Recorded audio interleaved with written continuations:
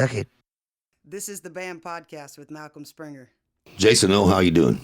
Doing great, sir. How are you? I'm doing good, man. I'm doing good. Been trying to get you in here, man. Been busy. I know you have. You've been on the road, hadn't you? Yeah. Road, studio.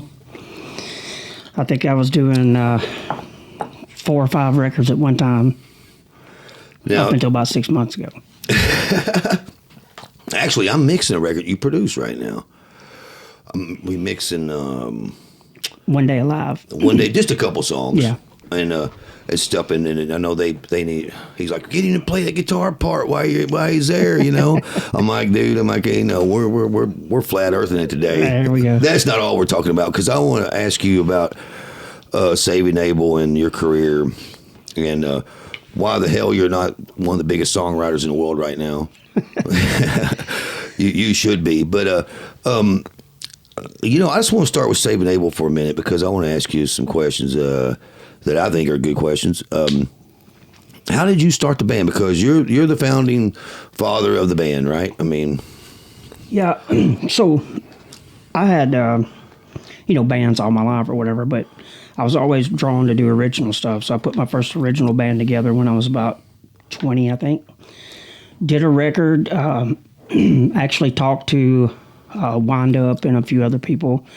And, of course, things fell apart. You know, a drummer's wife was leaving him and, things like that. oh, wow, yeah. And so I just put everything on the back burner. I kept playing guitar, and, I'd sit around and write a song every now and again. But I ran across Jared, my singer, at a party one night, and he was a fan of Sing Babe, which was my grunge band, my original. So, and he walked up and told me, hey, I was at that show.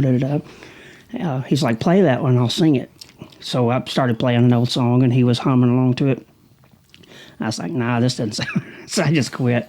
I was like, you know anything else? He's like, what about some Fuel? So I started strumming one of the Fuel songs, and he started singing. It wasn't things. It was different back then. Everybody wasn't a singer on American Idol situations. Right. You just didn't run across people that would sing to you or showcase. But anyway, the point was, being from a small town, the talent was, few and far. And I noticed something in him. So I invited him over to the house, and we'd smoke a little, drink some red wine, and sit down with acoustics and just play music, write music. And we formed a little duo called Shade of Grace. And while mastering my Sing Babe record at Ardent, I remembered Brad Blackwood was mastering it, right? Oh, I know Brad real well. Yeah. So he's telling me about this guy they got there, this guitar sounds guru, and he plays me a couple of tracks. And I was like, that's, because my record sounded like Creed's first record, minus a few $1,000s in budget, you know what I mean? Right. So I remembered Skid Mills' name, and went up there and paid to do just some live versions of our acoustic stuff, with the hopes that maybe he would like it. Come find out, he had just left Ardent and teamed up with Paul Liebersoul, the guy who produced Three Doors' first record. And they had a studio called 747 Studios. Anyway, I just rolled up over there, scheduled some time. We went back. A few months passed. He called me. It's like, hey, I think you guys have got something going on here. So I met him up in Memphis, and we talked, and he offered us the production deal, And that was really when Saving Abel, as it is now, started forming. Oh, wow, man. I mean, that's, I didn't know all that. Yeah. I didn't know Paul Liebersoul, but now Paul didn't produce anything, though, did he? No. He was just partners with Skid. They had left Ardent and took their year, and we're doing pretty good, I remember that being a pretty big deal back in the day, him leaving Ardent and Skid leaving Ardent. And yeah. I know that Jody Stevens, in that time, though, I've been working on, man, what record was I working on? Oh, yeah, I was doing a record for those guys over there. Do you remember the Christian band? What the heck? Audio Adrenaline. No. Justified. So me and the Justified guys started a new record for them. And I remember there was a bunch of talk about Episode, and I love Paul, man. Paul was one of my first mentors, He's crazy as batshit like I am. But he's a hoot. he is a hoot, man. We used to go duck hunting together and everything. Yeah. Jeez, he loves that hunting. But no, good guy, and his kid's always been just great to me. He's always been just a sweetheart of a guy. He's real quiet, know. Now, you don't know this either, probably. I don't know if I've ever told you, but it almost wasn't Skid Mills. It would have been Malcolm Springer if I could have found you. Oh, wow, thank you, man. Well, damn, I wish it would have been. It gives me chill bumps to think about it. So, you produced one of my favorite rock records of all time, and that's Full Devil Jacket's record. Oh, yeah, thank you, and man. It just blew me away. I couldn't believe that some guys from Jackson, Tennessee, come find out you were from around the area, too. I just couldn't believe that hometown people had did that. And that was a real big... I don't know if confidence booster or whatever you want to call it, but it did something to me where I thought I can do that, Right, because Full Devil Jacket definitely was a bunch of guys that were very gifted guys, just from a real tough part of town. And I mean, I don't want to say the trailer parks because that's kind of mean, Yeah, I know what you mean. But because they wasn't really, but. They all had tough childhoods and stuff like that. And it did boost everybody from around there. And even Josie Scott and them will tell you that because, they all showcased at the same time at this thing called Extravaganza. But see, y'all wasn't in that, was you, the Extravaganza thing? Mm-mm. You weren't in the Jim Zumwalt thing, was you? The attorney? Was you Jim Zumwalt's? No. I've heard of the guy, yeah. Who was y'all's attorney, if you don't mind me asking? Nick Ferrero. Oh, Nick, man. I'm good friends with him. I talk to him all the time, man. He, matter of fact, I saw him, it wasn't even that long ago. About a month or two ago. He's here now. He's in Nashville. Oh, yeah. Yeah, we hung out. He band showcase for me, buying showcase for him and stuff. And he's a good man. I'm going to have him on here just because, he's a good lawyer to have on the podcast, That guy's done a lot of records. He's got a rich history, too. Yeah, he does, man. He's a salty son of a bitch, is what I call him. Yeah, but he's probably handled 70% of all the 2000s bands. Probably, I would say. Yeah.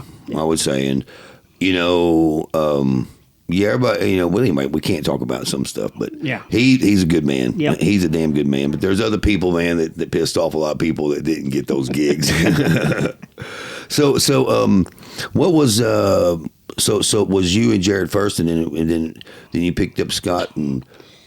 So yeah, we realized that we're about to have a record done, and local radio was spinning one of the songs, one of the first ones we did, and so it was like crunch time. So I went talking about the Jackson Boys. You know Andy Dixon, don't you? Oh yeah. So I grew up. Andy was with the Smoking Jackets, and what was that band he was in later? The more famous of the two, but I can't. Jonathan Singleton was in the band with him. Jonathan's a songwriter. Oh, what was the? I'm having drawing a blank. Was it Survivor? No. Nope. The Grove. The Grove. Yeah. I know who. Yeah. So Andy's from my hometown, right. And the first time I ever met him, I went into a local music shop, and my buddy was the guy running the shop. And he just did that when I walked in. He goes, "Listen to that kid over there." And I heard Eruption, but it sounded like it was on a freight train or something. I turned around, and it was Andy over there playing Eruption on a bass. Right. So I befriended him, and we played in bands together. He was in the Sing Bay thing with me briefly. And so anyway, he was one of my first calls. And he was still with the Grove and happy and didn't want to mess it up. And he said, "Hey, my little brother's moving back to town." And he's picked up the drums. And that whole family or their father, anything, if it can be played, they can play it and do it well, you know what I mean? Right. So I called Blake, and he became our drummer. He was just there and willing to do it. Yeah. And then I actually had tryouts for Eric Taylor. We had a guy named Daniel DeWitt, been in a lot of bands in Memphis. You would probably know him if you saw him. Sounds so familiar. You would know him, yeah. He went on to pursue other stuff, and I put a thing out on MySpace back in the day, and MySpace. I had like 10 people show up. Half of them didn't have a bass. You know what I mean? Oh wow! And Eric walked in, and he just, Eric Taylor just got a smile that, you know what I mean? Yeah, you He can never could be forget hating that. your guts, but he can smile at you. But anyway, I called Jared and had him to come over. I said, "I think this guy can do it," and so we hired Eric. And Bartlett was already with us, but we hired him as a session picker. I was more of like an 80s rock guitar dude, you know. And Skid had a very, like he knew what he wanted to do with it because of Jared's voice. Because, Jared's got that southern drawl, that slang to it. Kind of got that Skinner vibe to it. But anyway, he knew what he wanted to do, and we hired Bartlett to come in and do some southern rock solos. Right. And Skid sent them to me, and I called him back, and I was like, if he'll do it, hire him. So we hired him right then. Right. I have to admit something, though.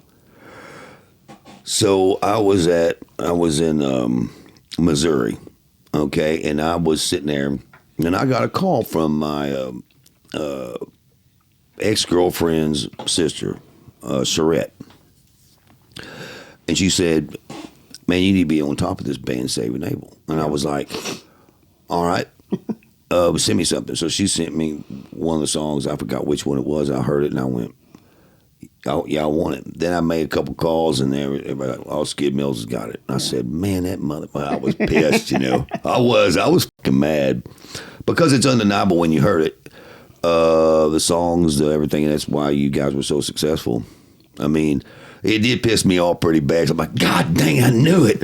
Being down here in this damn town, Yeah. But I love my hometown. It's just, I knew that I was going to miss out on some things moving back there, and I did, Yeah. But I had some demons to fight, and, so I went back there to fight them, You know how that is, I think we've all been through something, Yeah, and and what I've been doing, you guys a favor at the time if I would have been on it, because I was really struggling a lot with lots of things. It was really terrible. Yeah. But anyway, so you guys have been on the road, like y'all play a lot of gigs, don't you? We used to burn it up. Getting a little older now, slowing down. Everybody's got families. Right. But we don't turn down a good gig, though. Right. Yeah. Well, I just had to ask because, I know, how is it with Jared coming back? Is everything... It's just like it didn't really happen, to be honest. Right. Like he never left. We picked right back up writing and hanging out and just doing what we always do. Right. That's the only guy in the whole band I don't know very well. Yeah. Everybody else, I'm pretty good buddies with. He did the same thing you were just talking about. He and I both got addicted to opiates. And right. And that contributed to him leaving and all, different things. Obviously, wasn't just, he was mad at somebody or something like that. Right. But, my point is, you probably have never met him because he stayed out of the spotlight for a long time, collecting his thoughts and getting himself together. Anyway, okay, so let's get down to the nitty gritty, because I asked you to come on here because of, you actually, it is, what's Garfield's real name? Rich Redmond? It took me like 3 years to figure it out. Okay. I had like 5 different names stored. Well, Garfield from One Day Alive told me, oh, dude, Jason's a flat earther. I'm like, no way. And I know you hate being called a flat earther because we were talking out there that's not really what you're saying. It's not really flat. Okay, so anyway, explain to everybody what flat earth is and why you feel it's what it is. Well, I'd like to start off like I told your son out there earlier. I don't really know because I have not been in any position to look down on the earth. But from what my senses and common sense and rational thinking, discernment, you know what I mean? It just tells me that I don't believe it's what they tell us it is. Now, if you do a little research, you'll find artistic renderings, different things, from almost every major culture that's ever existed. And their drawing of the earth was all exactly the same. And when you say flat, that doesn't mean that it's a square. You know what I mean? But what I've, in my research, what I've become to believe is most likely the case is just these old renderings, these ancient drawings of it. And you basically have the flat plane. You have Antarctica instead of an odd-shaped continent at the bottom. That's just a nice wall that goes all the way around. And under that you have is what they call the Sheol. I believe it's the Hebrews that called it that. It was the underworld, maybe hell's there, who knows. And then there according to the Bible, there's a firmament over us. So if you could get out that far, and you're just looking at a light, you know what I mean, reflecting through space and time, I believe it would appear to be round and possibly ballish because it's in a if it's got dome. that firmament over it, there's light. There's light being reflected. So, but you think it's more of it's like a I think it's round, right? Right. I think it's globe shaped, but I think what we walk on is all, like where we live, it's all flat, and what makes it the globe shape is the firmament that comes on the top. Oh, I got you. And then you have your underworld, I your see. Sheol, which, like I said, speculate what's there, hell or Middle Earth or whatever. So, do you think hell's a physical place? I believe it is. Do you really? Yeah. That's interesting. Yeah. You got to be careful, man, because, and not to get preachy, but No, it's okay, man. Yeah. We're all here, man, doing our thing. the Bible says in the end of the days, he basically tells his people to leave the church. You know what I mean? Because they're not going to be following the word anymore. Right. And and I've noticed that with like these TV evangelists and stuff. I started noticing that it was all like, God wants you to be happy, and that's true. But it was all, what do you call it? Like When if you take a class on it to get rich, what do they call that? Abundance preaching. I don't know, riches preaching. There's a word for it, but I can't Okay, think of I know it. what you're talking about, though. Yeah, they No, call it's it. There is a word for it. But I noticed a lot of it was that. You know what I mean? And I never did like the preacher that come in every day and did the hellfire and brimstone either. But I think my point is there's a line, and I think you're either going to believe the Bible or you just don't. You can't pick and choose. You know what I mean? Well, man, I'm going through this, and I've said this on the podcast a few times, the Jordan Peterson Bible study. And the reason why I think it's so important for people to do it, the thing's designed for atheists, Mm-hmm. So it's just trying to get people to believe in the Creator, that Right. there is something that created us, or someone that created us, Right. or the supreme being, or a higher power, whatever you want to call it. I believe in a creator, but now some people believe in what they call a higher power, because that's kind of the drug rehab thing, a higher power. Yeah. So you won't offend anybody. It's all New Age stuff. And Right. this is something we've seen before in the past, but And it's so funny because what I think is these people that the higher powers within, to me, it's Satanist. To me. me too. Yeah. I think that's a bunch of horse shit. But I think being strong within yourself is fine. But that's not what it's not. Yeah. I'm sorry, but there's someone who created us. So I try not to go the God route and call it the Creator, because that way people understand. Because there's a lot of gods on earth. Money's one. Money's a big god. Yeah. Money's probably the biggest god on earth, to be honest with you. And all wars are, besides women, all wars, money, women, and drugs are the biggest problem on earth. I mean, that's the, That's age-old problems, though. You know what I mean? So I like to call the guy up there the Creator. But anyway, you ought to check this Bible study out, because it is incredible. This is my third time through. I need to do it every day, but I don't have the time alone like I used to, because I got I got 2 sets of twins at home. It's like, and they're awesome, man. But gosh dang, you can ask my son. They're especially the 7-year-olds, the 2 boys. I mean, it's party time from the time they wake up to the time they go to bed. It's party time.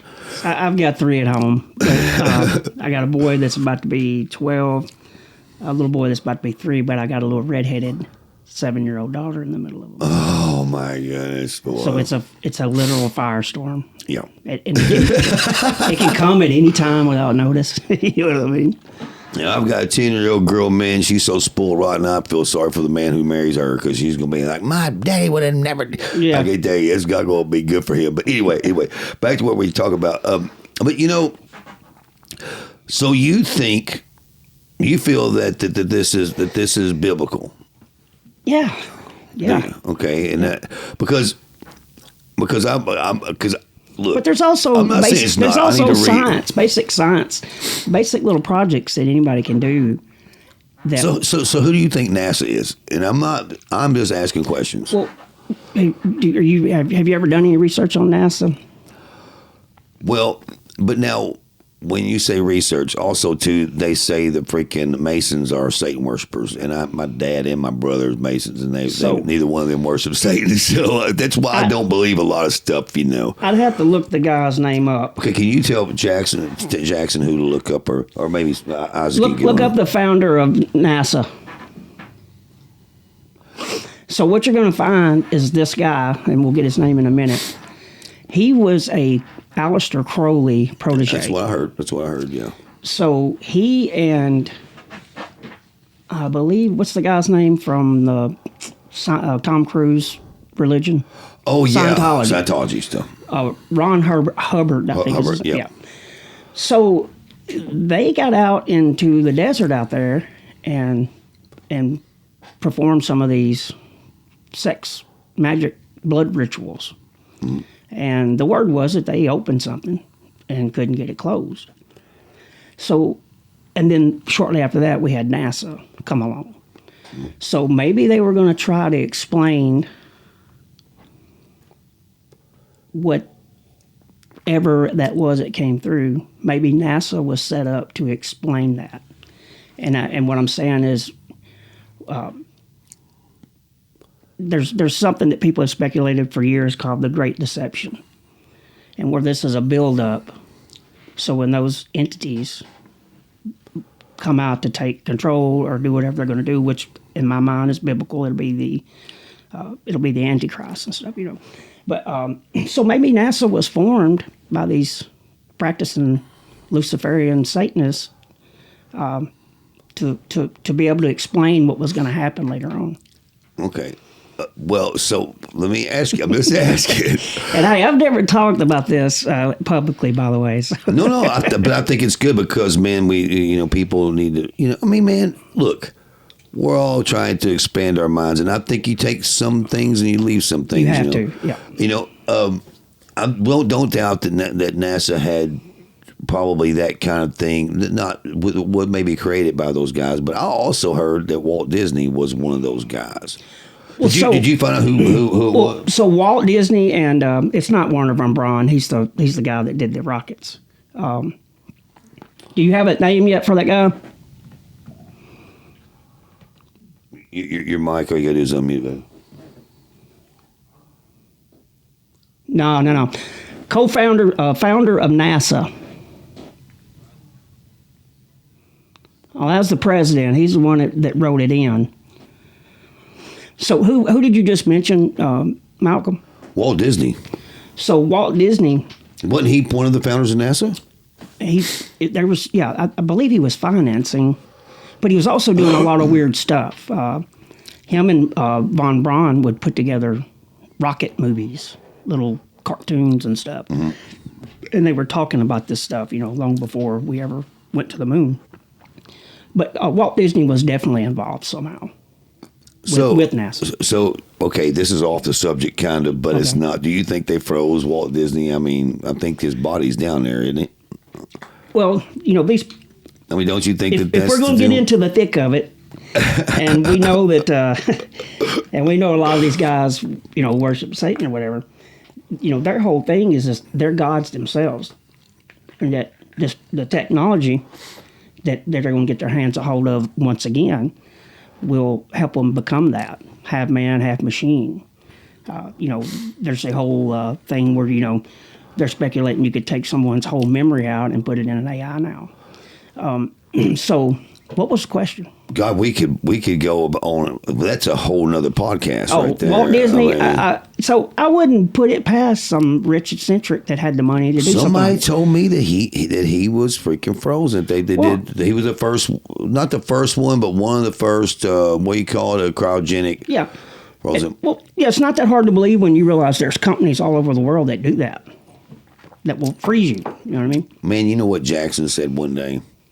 Jackson said, if I was 52, I'd get cryo freeze right now, man. I was like, what did you say?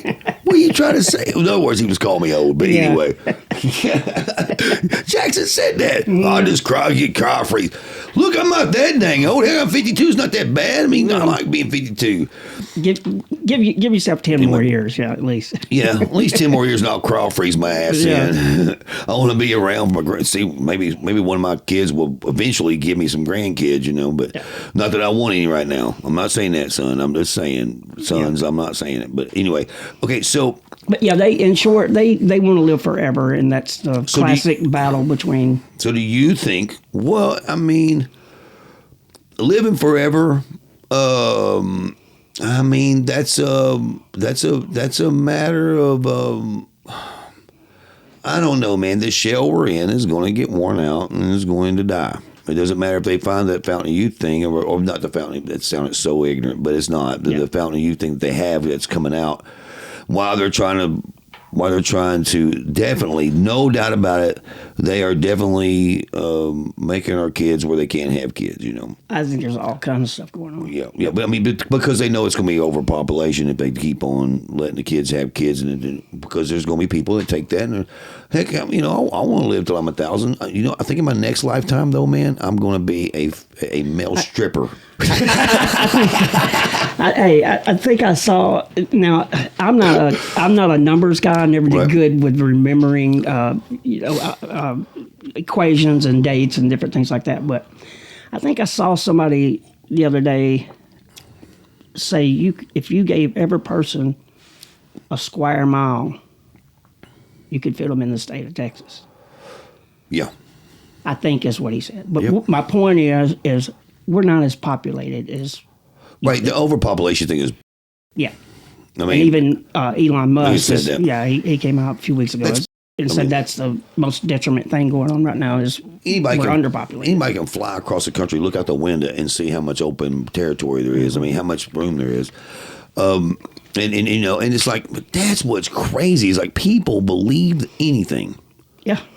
They believe anything. But now, which leads me to, this NASA thing is interesting to me because I already know I already know the answer. It's not, man, I'm not here to judge anybody or to say even my opinion. I want to know your opinion because I keep up with the perseverance, Mm-hmm. It will put up tweets or whatever, or pictures on YouTube itself because it's on some other planet. It's taking pictures and it just, uploads the stuff that looks fishy that goes down pretty quick, and I'll catch it right when it goes up. And the stuff that looks like, there was a civilization up here, they'll take down like that. And there's no doubt about it. To me, there's disinformation that goes on too.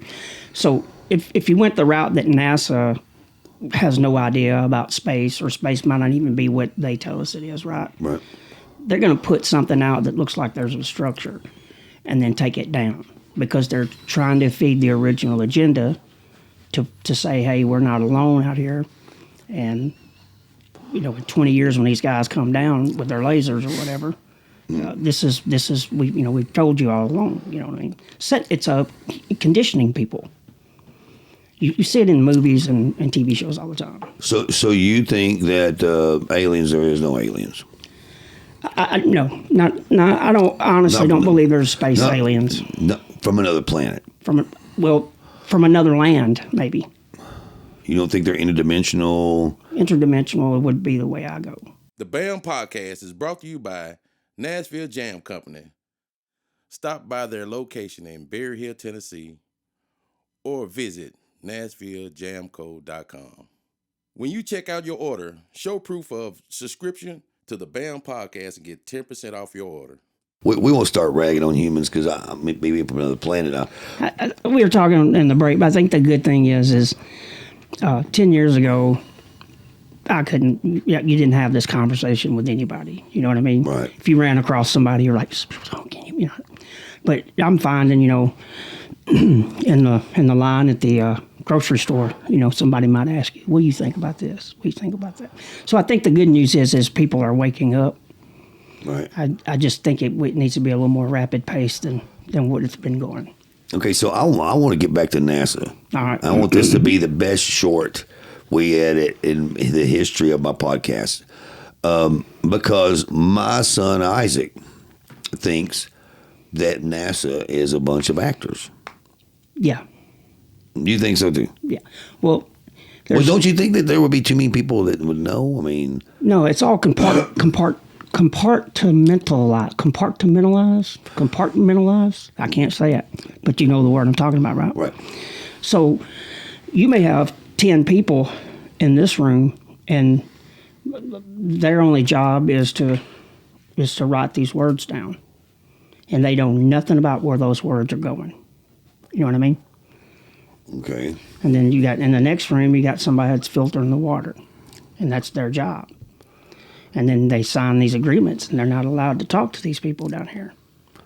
And the only reason why we know some of the stuff that we think we know is because of these older men, and they're that were there and done it, become whistleblowers and tell people. Well, now, Jason, I have to ask you, man, because I love you. I was going to say, what purpose would it be to fake NASA being real? Okay, well, we talked about that earlier when Hubbard and Homeboy. You think it's all the big misconception or the deception? It's all about introducing either an enemy or a savior to mankind at some point. Really? Yeah. For the listeners, there's so much stuff that I could talk about, but look up something like Project Bluebeam. Project Bluebeam. Yeah, and then ask yourself, why does that even exist? And then ask yourself, what do we know that's been talked about that could be a part of, could make that actually happen? Okay, so what's Project Bluebeam? Just let us know. I mean, I have no idea what you're talking about. So it's basically hologram technologies. Okay. I got you. And it's getting, you always know when they're about to come out with something because you'll start seeing a lot of it on a smaller scale. And you're seeing this around big cities, they've got on top of corner buildings with the guy from Doom busting out of something, you know what I mean? And it looks real. Right. And you can see videos of people walking into an empty auditorium, and then suddenly it's full of dolphins and water and whales and stuff. And it's just unreal. I'll tell you, I got to tell you this real quick. Long time ago, went to Graceland. Right, I did too. All right, when you go back to the back where Vernon's office was, they had a TV that replayed the famous interview that Elvis did when he came back from the military, right? Right. Okay. On that desk was a hologram of Elvis's head. And it was just, other than it being like a old school TV, greenish, black and white tint to it. But I mean, it was, you could just walk around and look. And that ended up disappearing. That's not there anymore. And my point is I haven't seen anything like that until recently. And getting back to, you'll see more of it. You know what I mean? And this is their way of saying, well, we didn't have this all along. See, this is what they were doing in 2010. And then we show, this came out. Oh, it's getting better and getting better and getting better.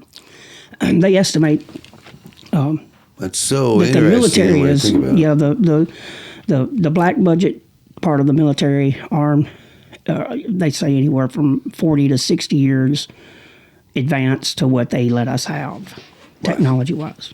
And that's not counting the stuff that, So do you believe that these the Tic Tac UFOs and all the stuff that these fighter pilots have been reporting, what do you think they are? Well, I'm just curious. I mean, I know that's kind of off the subject, but I just want to know. What is something we've been seeing over the past 10 years that we never heard about before? Now, we always heard about UFOs, right? Right. But we never heard about unidentified submerged objects until about 10 years ago. Right. And now there's, whether it's real or fake, but, there's video of stuff under the water glowing, lighting the whole sea up. And it's being reported, by military now that, they've seen this at sea and stuff. Right. With that being said, I don't think it's like space travel. I think it's an old technology that's been here since the fallen angels came down. See, I think so too. Because if you look at all the mythological gods and stuff, there was a god that gave us the plow, and this and that and fire. You know what I mean? So I think they had this technology, and I'm pretty sure that what we're seeing happen today has happened at least once before. I think maybe even more than that. But that's like I said, we could get on here. We could talk for 4 or 5 hours on here because I know that all of it has to do with the flat Earth thing or theory or whatever. I don't even know what to call it because the flat Earth is, to me, is. I have to look at the moon. I have to look at I have to look at Mars. I have to look up in a telescope, and I see things like you can see the flag, the American flag on the moon. But you don't think we can't see it? No, I've seen the American flag on the moon. No, you haven't. I've seen it from a telescope. No, you haven't. Why you say that? Well, China was just up there a few years ago, and they couldn't find it. I've seen it on a telescope. I have. My brother's got a really, really awesome telescope. I've seen the flag on there. I don't know. I'd have to see it from now. Now, I didn't get up close and personal of it. I couldn't reach out and touch it, but it definitely looked like a flag that was on the moon. Like, it looks like a flag. I mean, did I see the stars and stripes on it? Well, I didn't. If there's a flag on the moon, why can't I walk out? By the way, the moon is out at noon sometimes now. Right. I'm a country boy. I spent all of my days outside. Right. I've never noticed the moon coming out in the middle of the evening before. This was probably 8 or 9 years ago when I first started noticing. I looked up and I thought, that is awful strange. But if there's a flag on the moon, why can't I go out there and as nightfall comes in, I can see a star on the other side of the moon through it? So how is it possible for a moon to be on something that I can see through? You can see through the moon? Yeah, you can see stars through the moon sometimes. How is it possible for clouds to be behind the moon? I've never seen clouds behind the moon. Look it up. Be behind the moon or the sun. So you think the moon is just an object that's up there like... I don't know, but I know it's not what they tell us it is. Because I can do a simple observation and know that what they tell us isn't correct. Okay, I'm not going to call you crazy because I believe in Bigfoot, so there you go. Well, so it's speculated that it may be... so I bought a Nikon P900 one time, right? Right. Because I wanted to test some of this stuff out for myself. And I can show you a picture of the moon I took right now. I can get inside the craters with it, right? Right. I looked up Saturn, this, that, and the other. But all these other stars are dancing. They're not round balls. You know what I mean? They're dancing lights and kind of like morphing in and out of different shapes, okay? So I noticed this with my camera, and I looked some of it up, and other people, and it was a big deal. Obviously, it was on like YouTube, and it was amateur versus NASA photos, right? And all the amateurs had what I saw, but all the NASA had. So that being in mind, I got to wondering what kind of light could look like that. So as it turns out, plasma in water looks identical to that. See, now my son says this stuff too. So you think space is water? Yeah, I believe. I mean, that's what I would have to go at if I was asked today. Like I told you earlier, if somebody put a gun to my head and was like, tell me the truth, that's what I would have to go with. There was a very famous professor, R. Foster was his name, and he stated that the moon was plasma. So you don't think we went to the moon? No. And what do you think why is the race back to the moon important in the media now? Well, that goes back to the other thing we talked about. They're they're looking for confirmations, man-made confirmations, that there's something else out there Well, to condition us more than the movies have already. so you think there's billions and billions of freaking stars and billions of freaking galaxies? You don't think? No, I don't really think. No. When I was in school, I loved the solar system. I did like county and state. What do you call those stuff? Science project, science fair. Right. And I did the solar system each time. Even back then, it was already laughed at. People didn't do the solar system. It was overdone. But I loved it. So you don't think there's a Mars? Yeah, but I don't think it's what they say it is. But why? But why would they lie to us? So I mean, to lead Why us. wouldn't they lie to you though? I don't know if they would have any reason why they. Well, they would try to lie convince you us. God's not real, but you've already admitted that you pretty much know they're Satanists. Most of these higher up Rockefeller type families and stuff like that, right?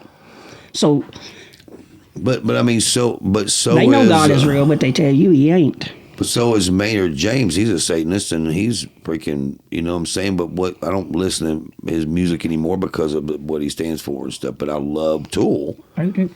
And we all made us feel a certain way. Mm-hmm.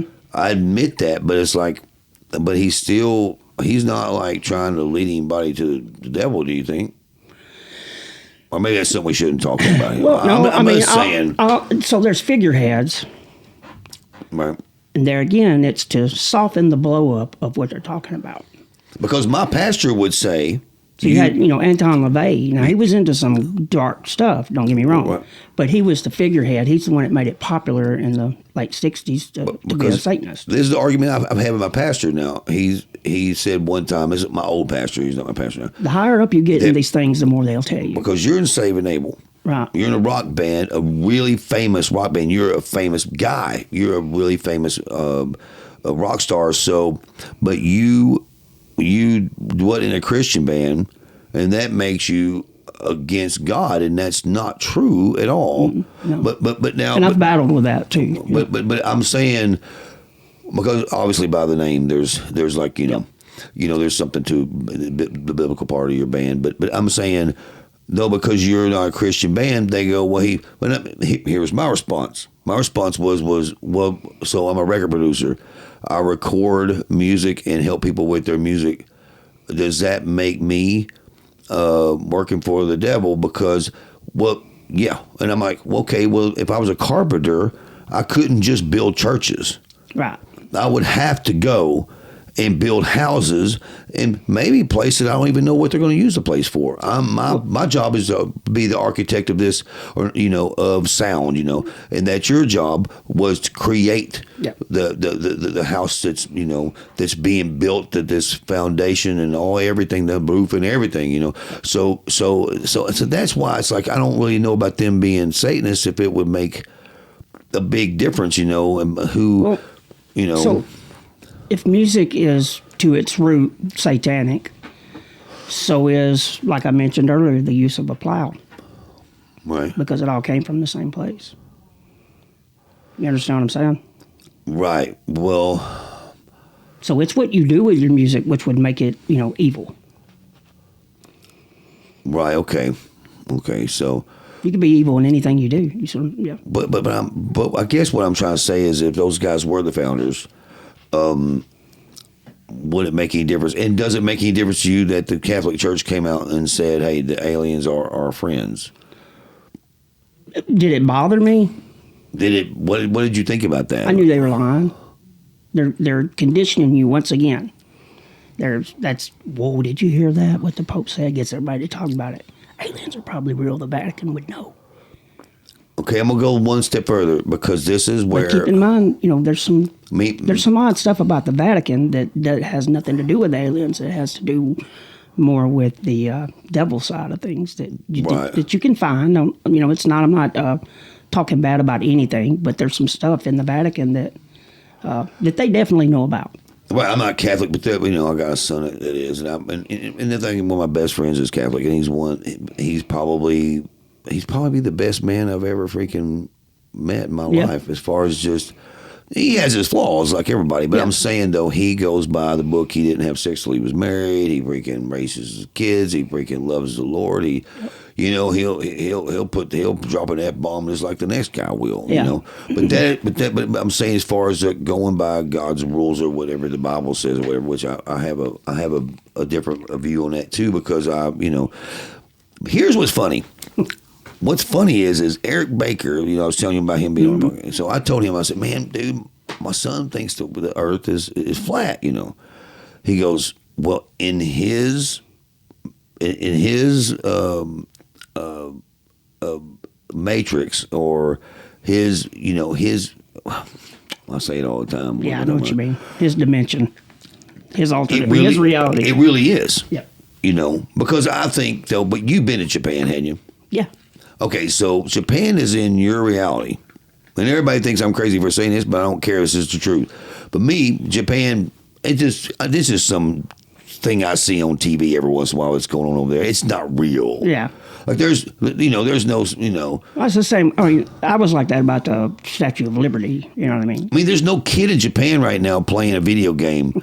It just doesn't exist because it's not my freaking. Even though I even have relatives from Japan. Yeah. I have a cousin that married a Japanese lady, and they have beautiful cousins, and stuff. And it's so funny because I have Oriental cousins, but I'm saying though, like in my reality, in my the reality, it doesn't exist.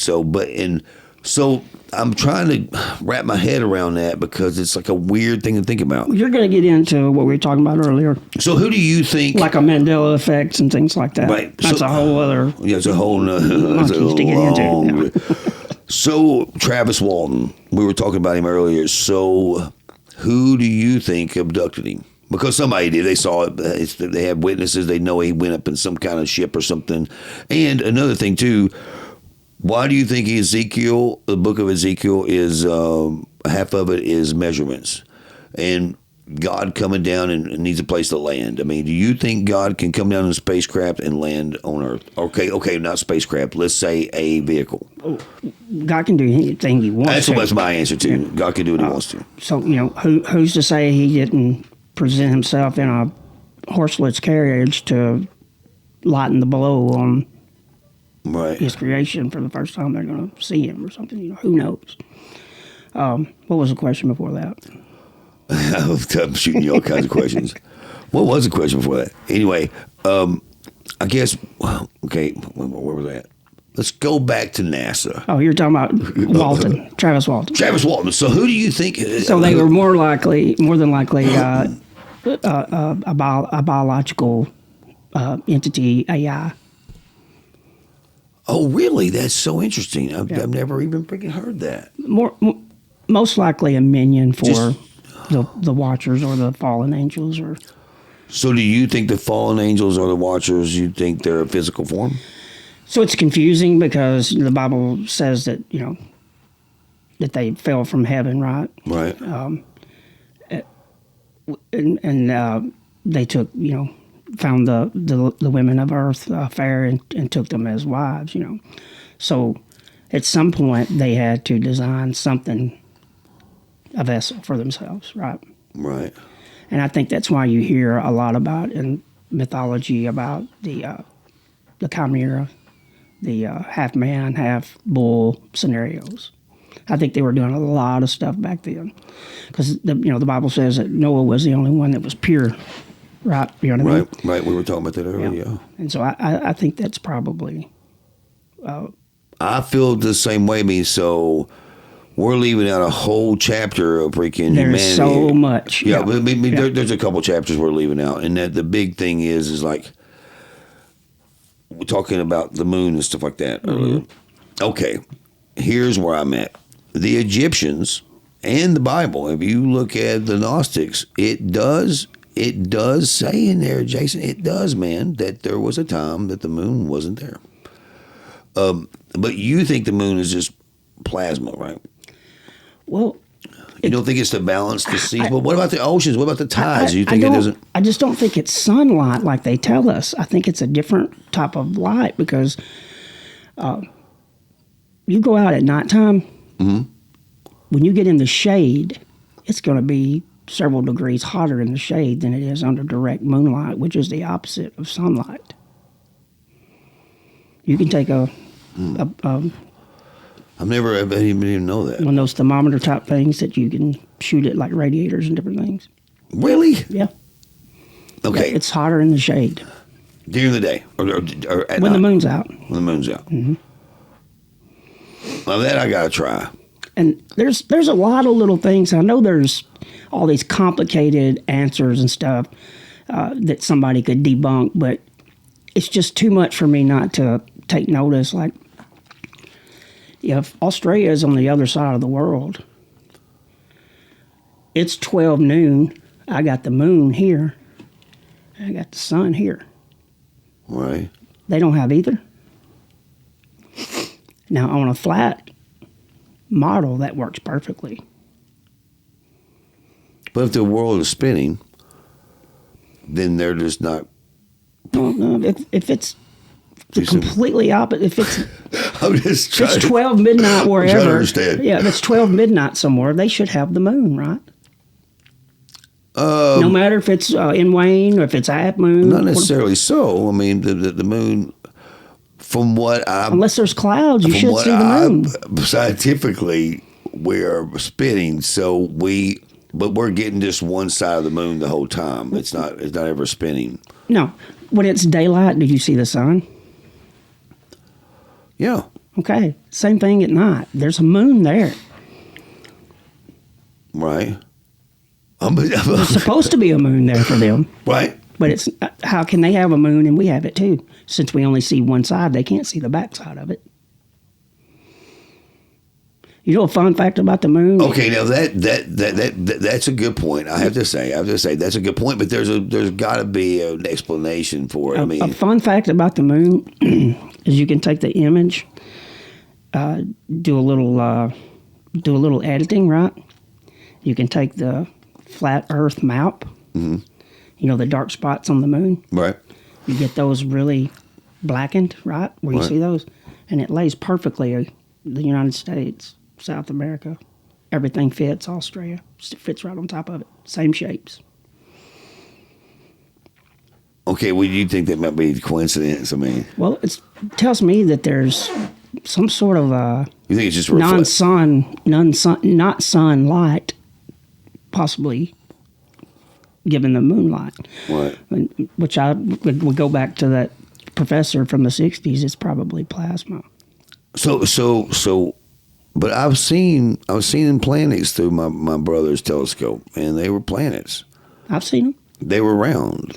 But you know those images you get from NASA, that's like 100 pictures of that one planet, and they just keep overlaying it and adjusting the noise and resolution and stuff to give you that picture of Jupiter with that storm that's never changed. Just to lighten things up, let me just tell you something, though. This is why I told my son, okay, if I was to pull my drawers down and have my old lady take a picture of my tater, my ass. Okay, now I would want to do some Photoshop on it because I mean I don't have probably the prettiest ass. I don't know. I've never looked at my ass and she's never said, "Oh my God, you've got such a pretty ass." I'm just saying because I figure my tater's not so pretty. So I'm just saying, wouldn't you do that if we were going to get a picture? Let's say me and you start a country band, okay? Wouldn't we want them to do Photoshop on us? Wouldn't we want them to make us look better? I mean, and if you're the photographer taking it, you're going to want to take pride in your picture, wouldn't you? Well, use that same logic. We know that every photo of every star today is airbrushed and photoshopped. Yeah, it's got a little bit of tweaks to it, yeah. Yeah. But so we know we can do that. Why are they not?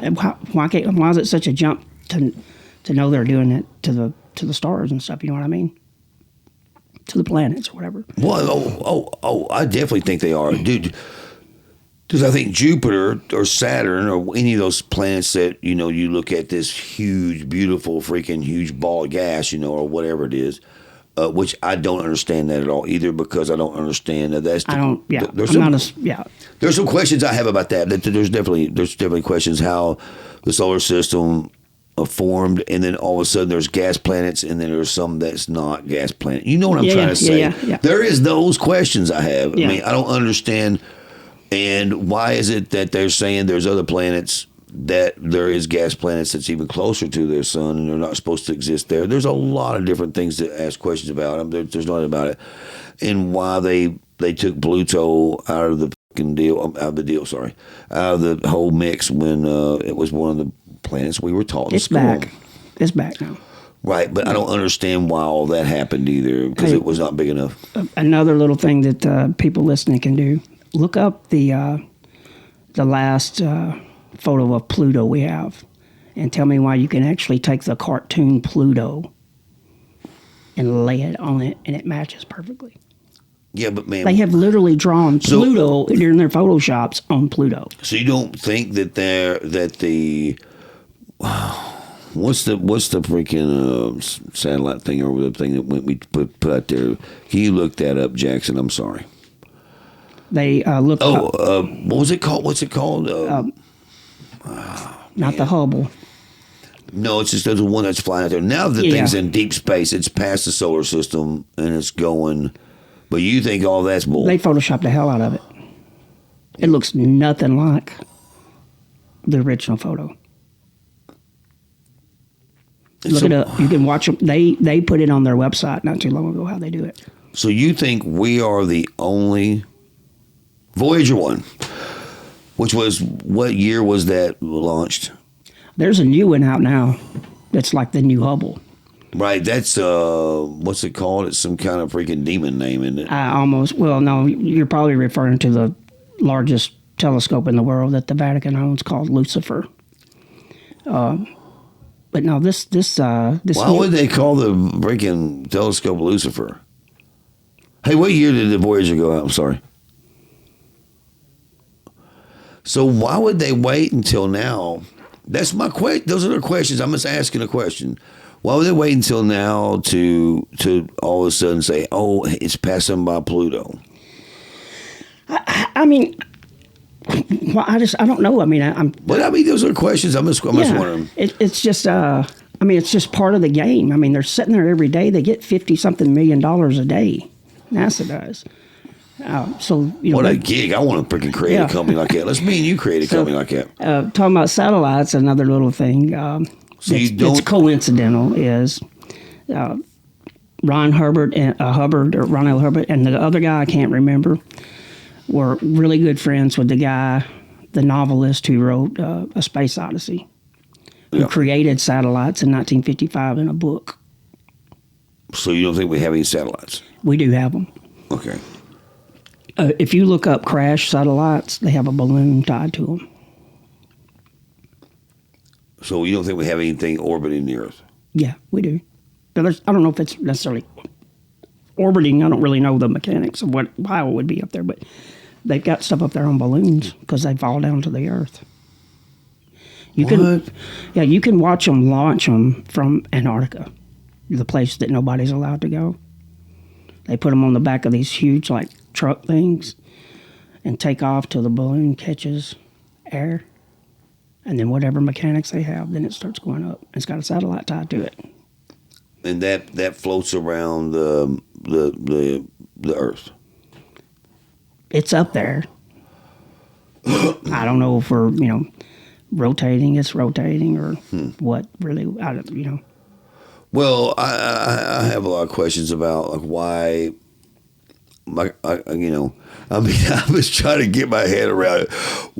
How would Ferdinand Magellan sail around the world and still not sail around the world? I'm just curious, man. I'm just curious. So you're getting into stuff that there's people that are a lot more intelligent than I am can explain it to you, but the information's out there, and they can explain it to you. So they, you, because I've heard this that the planes won't fly over certain paths, and they take weird paths. Like to get to a straight line, they go this way. Yeah, so there was an incident here a while back. They were flying from maybe Japan to California, and there was a baby being born, and they landed in Anchorage, Alaska. Now, if you look at that on the map, it's something like this from there. Yeah. Where they left, destination's here, but they go all the way up here. Now, if you flatten that out on a flat Earth map, that's a straight line. Oh, Yep. okay. Yep. I'm not saying I believe in flat Earth because I can't do that. But what? There's also like some instances where you can't get a nonstop flight. It has to go way over here. But if you flatten out, it's straight. But in your simulation, the Earth is flat. In my simulation, the Earth is round. But now, and do you feel? And I'm not kidding either, man. I mean, this is all. I mean, we talk a lot about God on my podcast. What in the hell was that? I think that was a motorcycle. Let me just tell you what that's going to get you in Berry Hill. That'll get your ass whooped right there. You think I'm kidding? And I got a high-powered BB gun in the freaking closet that'll take care of somebody like that, too. That's bullshit. Yeah. This is a studio freaking... This is a community. That was loud. Yeah, it was loud, and somebody who has something that loud they need to be talked to, handled. Yeah. I got a big old buddy, Junior. You've seen him on the podcast. He'll handle him. Yeah. But no, I'm trying to figure out. So let's go to what we talked about a while ago, okay? Because I've got, man, this is great. I think this is awesome. I got questions because there's some things me and you look at just alike, and then there's some that's I can't buy the flat Earth thing. But we're gonna get my son on here. We're gonna get Isaac Springer on here in a few minutes, so you guys can team up on me. And I'm dead serious. I can't wait for that. But so, do you not think that Jesus was? You don't think he was an alien? No. Okay, but now what do you? Not in the sense that we think. When we think about an alien. Not a little agreement. Not a reptile or a tall Reptilian. white or No. I'm saying, but the artificial insemination, we know that's true. Mm-hmm. A woman could be a virgin and get inseminated with a child. Mm-hmm. Okay, so what would seem to me like that would be the most logical? Do you think science and God would come together? Is what I'm trying to say. I guess. I think it does a lot more often than either side gives it credit for. I think so too. Yep. But you just think that NASA is nothing but, and you think that we're alone in the universe. Yeah, I do. That's terrifying. No, not really. It's terrifying. It gives you hope. So you go from Big Bang out of the primordial sludge to something that crawls on the ground that gets in water, becomes a fish, comes out of the water, becomes four-legged, eventually walking on two legs. We get to looking like we're monkeys at one point. So it goes from all that you're just a speck in the great galaxies. You're nothing. And once you get rid of that, then you've got what God told you, and that you're designed in His image, and you are special, and you are here for a reason. Do you think that the Earth was created in 7 days and 7 nights? I mean, 7 days and 7 nights, that could be 7 million years for God. Okay, good, because that's what I think so too. I don't really know. Yeah, but they say the Earth is 4.8 billion years old. This is my theory, that this has all been before, that there's been so many advanced civilizations, and maybe even us. Do you think we're recycled? Do you think do you believe in reincarnation? No, I'm hitting you with some tough questions. Yeah, no, you're fine. Or do you believe it happens? I've seen a lot of stuff, but I don't know where it comes from. So, like, I've watched this little boy from, I don't know, maybe Russia or something, but he took his family to a house and told them all about who he was. You know what I mean? Right. But there's a lot of deception, and we know that Satan runs this world, right? And he's the great deceiver, right? So, I guess, what did you ask me? About do you believe in reincarnation? So, how do we know we're not being tricked by that little boy? You know what I mean? How do we not know there's something else?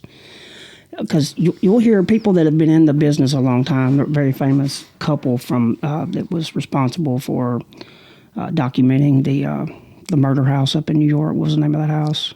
Several movies about it. Oh, yeah. Amityville Horror. Yes. Okay. Lorraine and I forget the. Oh yeah, Lorraine and what's their last name? Conjuring people. Yeah. That's Okay. it. Yep. And they'll tell you that because the Bible tells you that when people are dead, that they're not here, right? Right. But does it really say that though? Yeah, it does. And I had that verse. I read that the other day, and I can't remember. And I'm paraphrasing stuff, so don't beat me up about it. But No, not at all. You know that. yeah. So I don't know. They'll tell you.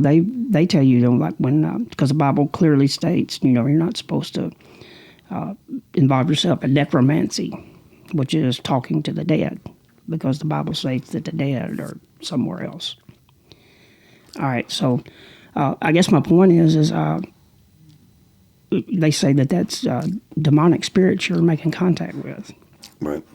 And so going back to your original question about reincarnation, I don't know because everything we think we know and all the proofs could be an elaborate trick. So, okay, you don't think that maybe Because it does go against biblical. And I'm not yanking your chain because you're on here, because you can ask Scotty Austin or anybody that I talk to about you. Matter of fact, you can ask Garfield, Rich Redmond. That doesn't sound right, does it? Garfield's Garfield. Yeah. About you being such an incredible songwriter and an amazing talent. I mean, look, here's the bottom line, man. I'm not going to argue with you, but here's what I'm going to say, though. I feel that like there's some people that's born with that, and it's not just a gift from God, but it's a thing that happened. For me, I know that being a prodigy piano player and a songwriter, my mom has books of me writing songs when I was really young. Yeah. So obviously, somewhere that came from somewhere, whether it be. I'm just saying, man, it's impossible some of the things I know about music, and it's impossible some of the things you've done. I could tell you some stories. There is millions. Think about this, though. I'm not kidding. I'm not yanking your chain. I'm telling you, millions of kids that look at you and go, I just wish I could have been him in life. Yeah. There's adults. I was that kid one time. Yeah. I wish I could have been Jason Null, a songwriter that has hit songs in a big band and play in front of millions of people, and people freaking, and people know who I am when I walk down the street. It's like, so you either learned how to manipulate the simulation in a way, but really, were you an old blues artist, man, back in the freaking 1910s, that freaking was traveling around freaking, and you came back because you needed to finish your job, or God went, okay, get back down there and do this because you didn't become Robert Johnson or whatever. You got to tell the world something, because I feel I work with miracles every day, and you're one of a miracle, so what's your views on that? I mean, do you feel like these prodigy kids, I see them all the time. I see them. And where does that come from? It's the other day they're practicing, and they've got so many tools at their disposal. You look at things like anything like skateboarding. Look at it in the late 60s. Now look at it, the things they're doing on a skateboard, right? Right. The same thing with music or being a musician. You see somebody do something, and you can mimic it, and then you throw your own thing, and it's a little bit better or a little bit more advanced. Oh, Jason, come on, man. Come on. I mean, not everybody. Look. If I had my YouTube back in the day, didn't have cable. I had a 13-inch black and white television. My YouTube back in the day was to walk a mile and a half or drive my bicycle across a 4-lane highway, pick up a VHS tape that had been recording MTV all day long, save up my money and get the VCR with the super slow-mo, and then watch videos of Slash or CC to see where their hands are at.